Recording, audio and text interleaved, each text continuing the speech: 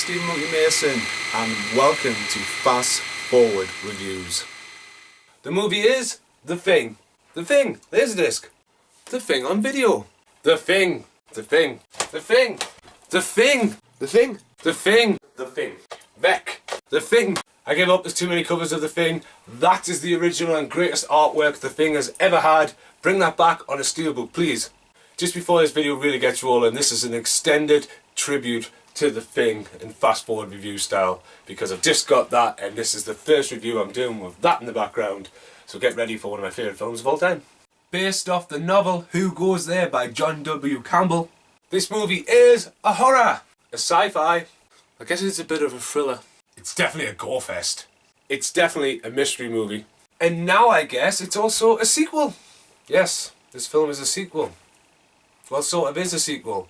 See, this is a sequel plus remake to the original Creature from Another World, but now there's another film called The Thing, which is a prequel to this movie, and there's also a video game, which is also the sequel of this movie. It gets totally confusing. Jump cut, it just gets too baffling trying to explain it. Right, this is the quickest and simplest way I can explain this, right? There is a movie called A Thing from Another World. John Carpenter made a remake, but in his eyes it was a sequel to that one. And then we got, 20 years later, the video game called The Thing, which is a sequel to John Carpenter's movie, which they then went on and changed the artwork, which is somewhere. Changed the artwork from that, believe it or not, to the video game box. What are you doing? And there's also a prequel, just called The Thing, which is all the events leading before this. I told you, it's absolutely bonkers trying to work out the timeline of this movie. Yeah, that's the simplest way I can really explain it. The year 1982. Wow, that text is big for 1982. I was on my way into the world about then. Born in 83. It is on for 1 hour and 49 minutes. I'm glad the text is white and blue still, but it's got this edgy font going on to obviously respect the original Thing from Another World, where John Carpenter got the logo from, for the facts of this video. Directed by John Carpenter. This movie is technically called John Carpenter's The Thing. See what I mean? Starring, since there's not that many people in this movie, I'm going to do everyone in the movie.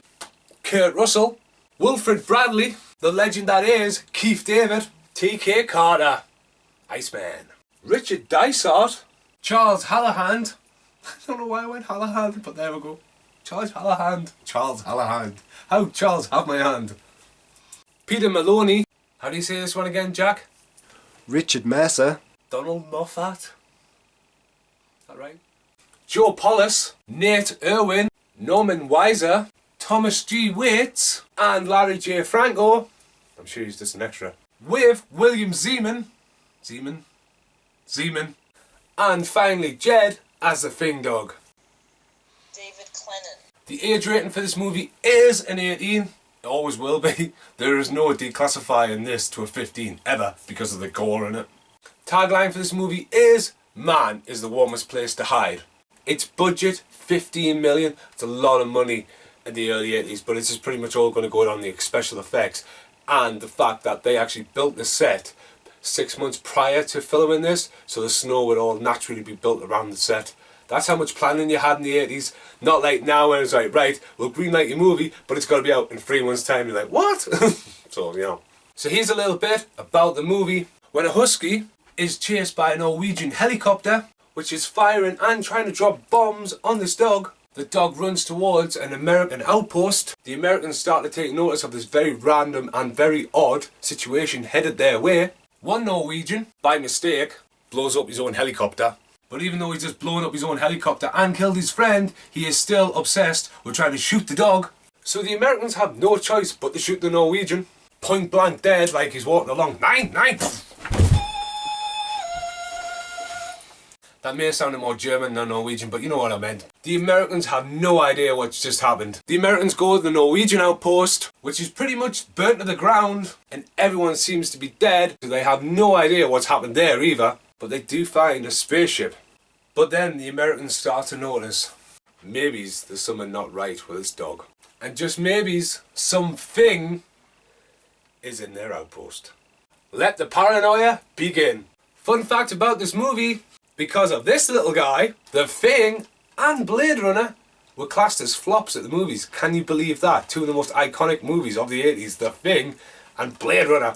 both classed as flops. Just goes to show time is a factor here. People will see your stuff eventually. Remember that, Hollywood. And we also have to thank, in this particular situation, good old VHS. The Thing and Blade Runner. Without VHS, these films would have just totally been forgotten about. Bonus fun fact about the movie, in Halloween, which John Carpenter made many years before The Thing, on the television, a creature from another world pops up on the screen with a burning fishlight logo burning through the screen, which John Carpenter kept in his animation. Whoop. As the screen popped down. Oh, hi Michael.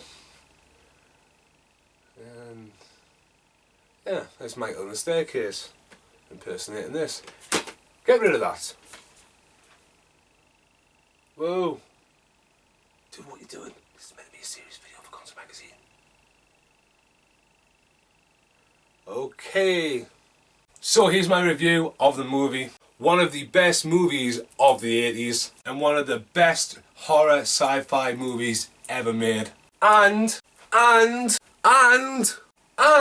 one of the very best practical effects movie ever made by the man, the myth, the legend that is Rob Bottin. Or Rob Bottom. Rob Bottin.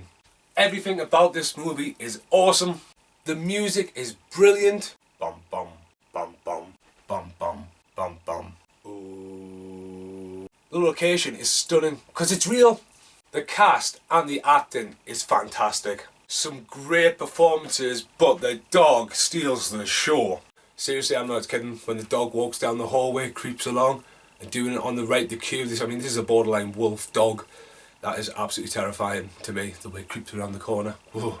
This is John Carpenter's masterpiece. That is Juice Juicen's masterpiece. This is Rob Bottin's masterpiece. And it still stands up to this day. If you haven't seen it, it's a must watch. But you'll never attempt CPR again in your life. So, should you watch it? Definitely. Should you own it? Definitely. Even if you've got it on Laserdisc. I haven't got a Laserdisc player, but you know, I've got backups like VHS and DVDs, and I've even got, you know, the Prague version, VEC, you know. So you should definitely own it. How many concert bricks out of 5 am I going to give this? Well, it's got to be 1, 2, 3, 4, 5. It's a 5-star movie. It's absolutely awesome. Whoa! Come on, get to the chopper! Well, dude, this is a completely wrong video. What are you even filming? Sorry about that.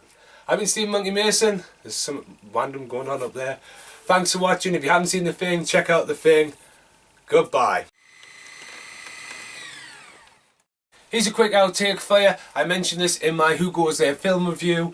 One of the things what's amazing about this film is as it comes after this film and before this film, you know, but there's a connection. They actually used John Carpenter's movie at the very end of this movie as the dog from this movie runs off into this movie. Biggest problem they did with all the errors of CGI, they completely didn't use the same dog. Well, fair enough, the dog would have been dead for about 20 years. But with all the colour technology, even painting the dog, you know, how can you not make the dog match? That was my biggest rant. I had a massive rant about it. Next outtake. It's funny when you think about it. E.T. came out 2 weeks around about the same time as The Thing. Can you imagine that? Because back then they didn't have like age ratings of 15s. It was either PG or an R.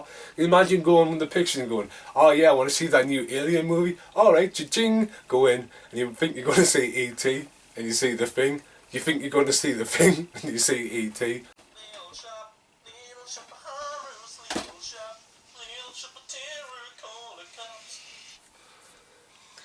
He's an outtake for you, and he's on the telephone. Right. This is definitely my new ringtone. Little shop Haru's little shop of terror, call the cops. Little shop of horrors, oh, oh, oh, oh, oh, oh. You know, feed me, Seymour, feed me now. That's Paul Ray. So this is the very end of the video, so if you ever want to know what happens to Kurt Russell and Keith David at the end of The Thing, play the video game, because the video game's a sequel, and just YouTube it. You can watch all the cutscenes, it fills in the little story, goes a bit bonkers after that. And if you want to know what happens at the Norwegian camp, watch the remake, prequel, whatever it wants to be. They should have really called The Thing from Another World, the follow-up, or the prequel. Oh, it's so confusing. But definitely watch them in some kind of order, but definitely check out the clips on YouTube to fill in the blanks. Is Kurt Russell a thing or not? It's answered.